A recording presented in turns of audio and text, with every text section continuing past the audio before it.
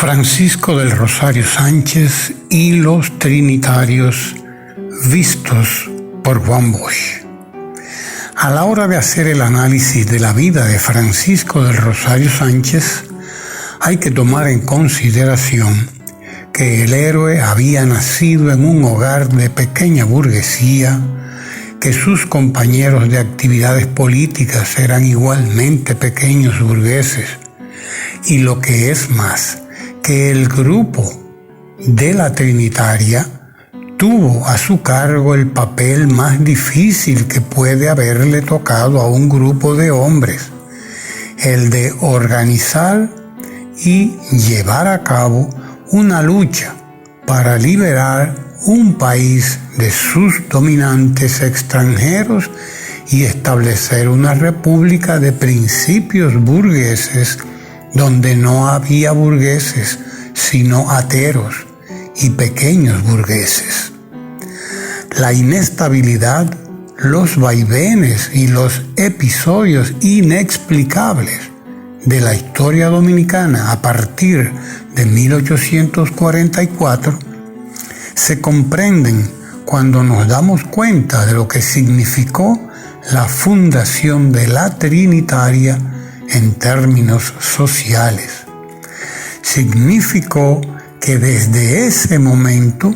comenzamos a ser un país en el que el sector más avanzado, progresista y liberal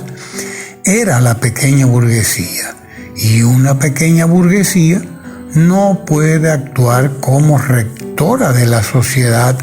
porque no es una clase, es una capa social compuesta a su vez por varios sectores que ocupa en el orden social una posición de tránsito. Su papel es generar o producir burguesía. Ahora bien, colocada en el papel de directora de un movimiento social o político, la pequeña burguesía actúa de hecho en el vacío,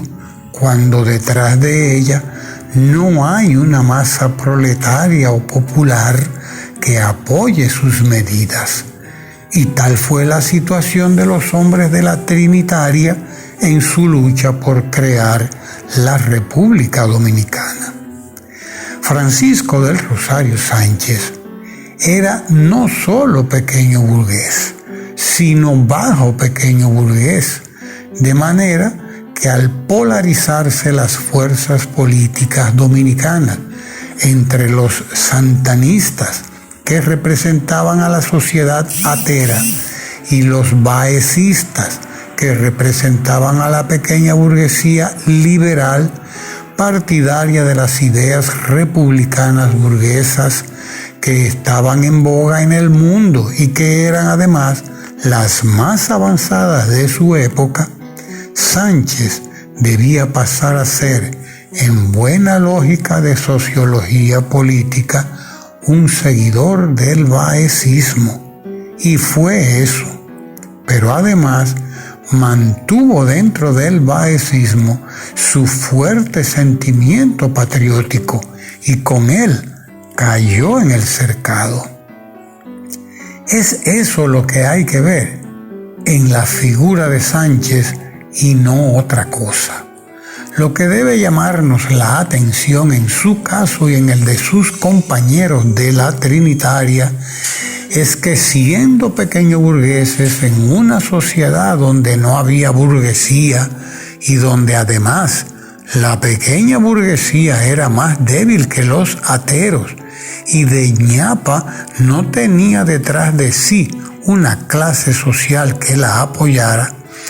fueron capaces esos trinitarios de concebir la idea de que Santo Domingo podía y debía ser